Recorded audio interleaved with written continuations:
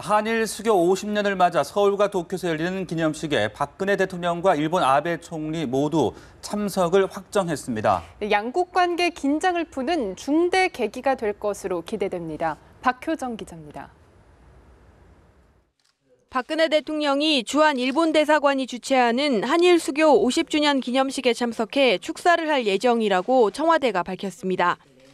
또 아베 총리도 우리 정부가 주최하는 일본 기념식에 참석할 것이라고 전해 양국 정상의 기념식 교차 참석을 확정지었습니다. 양국은 당초 정상의 기념식 참석 대신 축하 메시지를 전하려던 방침을 뒤엎고 참석을 전격적으로 결정했습니다. 기념식 참석은 한국이 먼저 타진했으나 일본 측에서 국회 일정을 이유로 불참 방침을 정해오다 최종 결정을 뒤집었고 이에 청와대도 저울질 끝에 참석 입장을 확정한 것으로 전해졌습니다. 한일 정상의 기념식 참석을 두고 양국이 물밑에서 치열한 신경전을 벌였던 것으로 보이는 대목입니다. 서울 기념식에는 누카가 후쿠시로 이란 의원연맹 회장이 박 대통령을 예방한 후 일본 정부 대표로 참석하고 윤병세 외교부 장관은 아베 총리를 예방한 후 도쿄 기념식에 참석합니다. 청와대는 한일 정상의 기념식 참석이 미래지향적인 관계 발전에 기여할 것이라고 덧붙였습니다. 박 대통령과 아베 총리가 상대국 기념식에서 관계 개선 의지를 담은 메시지를 전한다면 최근 수년간 경색 국면을 면치 못했던 양국 관계의 전기가 마련될 것으로 기대됩니다. 특히 한일 정상회담 가능성이 제기되고 있어 향후 양국 관계의 추이가 주목됩니다. 당국자들은 그럴 시기가 아니라고 말하고 있습니다. 10년 전 한일 수교 40주년 때도 노무현 전 대통령과 고이즈미 전 총리가 양국 기념식에 교차로 참석한 바 있습니다. 연합뉴스TV 박효정입니다. 네, 이처럼 박근혜 대통령이 오늘 한일 국교 정상화 50주년 기념 리셉션에 참석해 축사를 할 예정인데요. 네, 어떤 메시지를 내놓을지 관심이 쏠리고 있습니다. 성서호 기자입니다. 박근혜 대통령의 메시지는 향후 50년 한국과 일본의 협력을 다지자는 데 방점이 찍힐 전망입니다. 행사 자체가 양국 관계의 미래를 위해 마련된 만큼 과거의 갈등보다는 미래 협력에 무게를 둘 가능성이 큰 겁니다. 하지만 박 대통령은 미래와 함께 과거를 언급하면서 산적해 있는 양국 간 문제를 해결하는 데 일본이 앞장서야 한다는 점을 우회적으로 요구할 것으로 보입니다.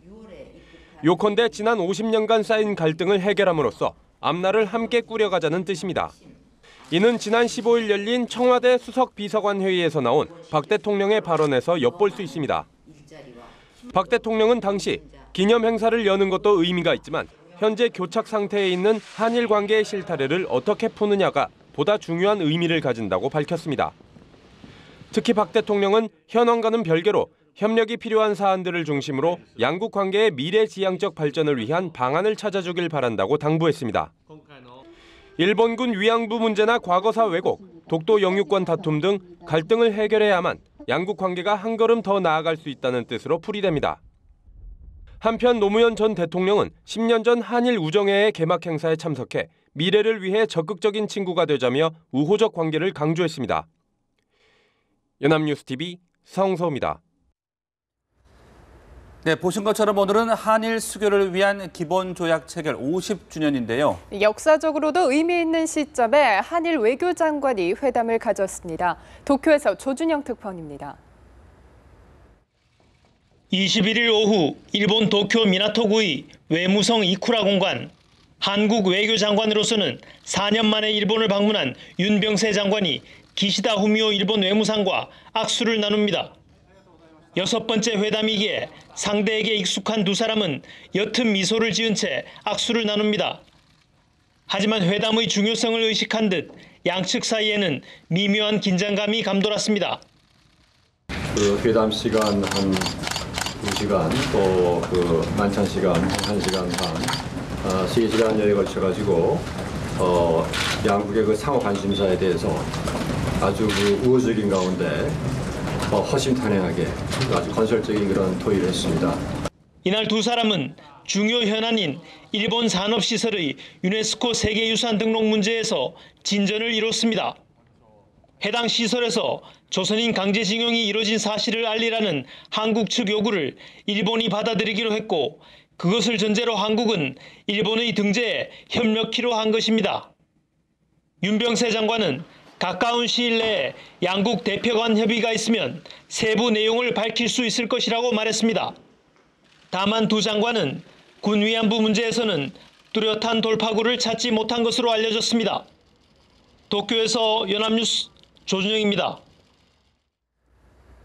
그제는 메르스 확진자가 한 명도 발생하지 않았었는데요. 어제는 3명이 추가 확진 판정을 받았고 이 가운데 2명이 의료 종사자였습니다. 네, 앞서 부분 폐쇄됐던 강동 경희대병원은 어제부터 사실상 전면 폐쇄에 들어갔습니다. 강은날의 기자입니다.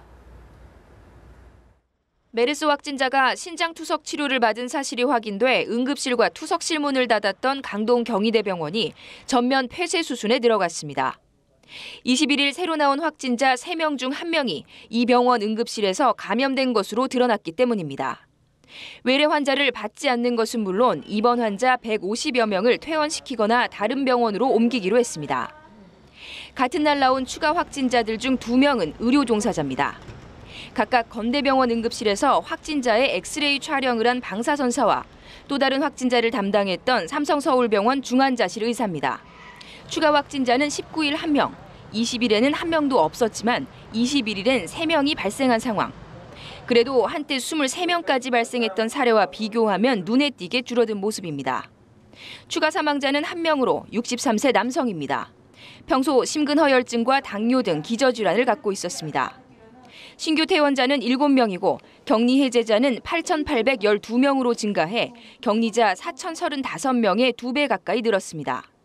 다만 165번과 166번 등 일부 확진자의 감염 경로가 여전히 불투명해 의외의 장소에서 추가 확진자가 생길 가능성은 배제할 수 없습니다.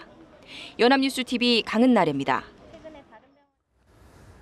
경기도 구리시는 메르스 1차 양성자가 입원했던 재활의료 전문기관인 카이저 병원과 해당 9층짜리 건물을 폐쇄했습니다.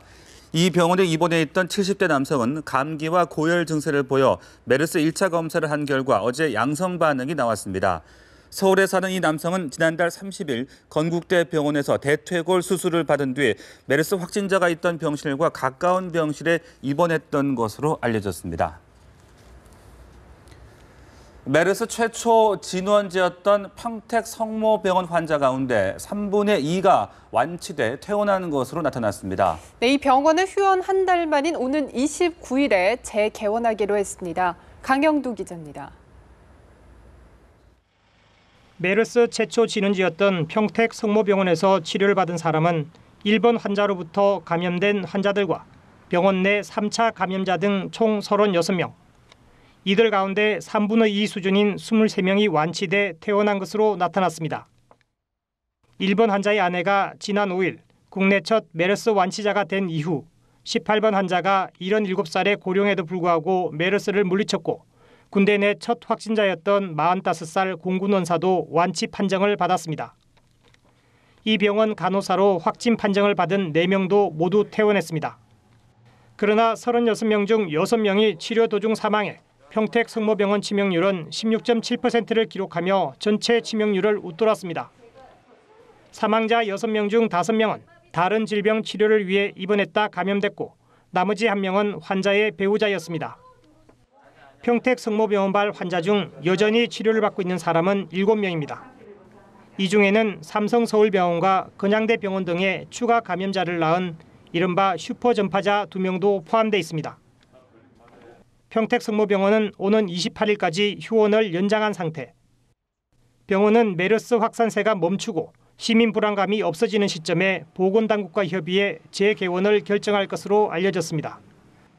연합뉴스TV 강영두입니다.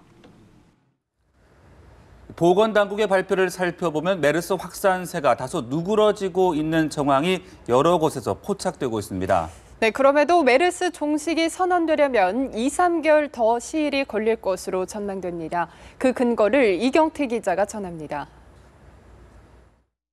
메르스가 진정되고 있지만 추가 확진자와 사망자 발생 가능성은 여전히 남아있는 것으로 보입니다.